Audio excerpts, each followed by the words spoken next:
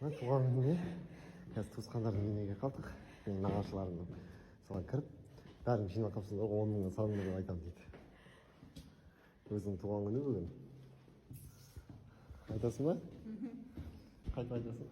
Қазір туысқандардың үйіне кіргенде. Үйге апалар отырады ғой кеше. Иә. Каспиімді айтам. Салыңдар деп айтам. Кіре салып айтам. Не деп айтасың? Телефондан алыңдар.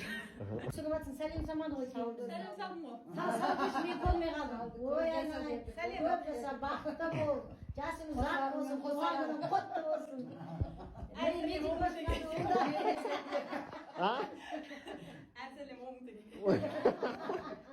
Жаңа қайда не болды жаңа? Айтпайтын болды ма? Нені айтам? Жаңа? Айтпадым ғой. Нені айтам? Білмеймін, айтам деп көрдің ғой жаңа. Нені айтам? Подъезде біраз әңгіме айтты ғой. Маған айтады? Мен айтқан жоқпын. Айттың ғой? Кіре сап Каспиіңді айт дейді. Ей, өтірікші. Ақша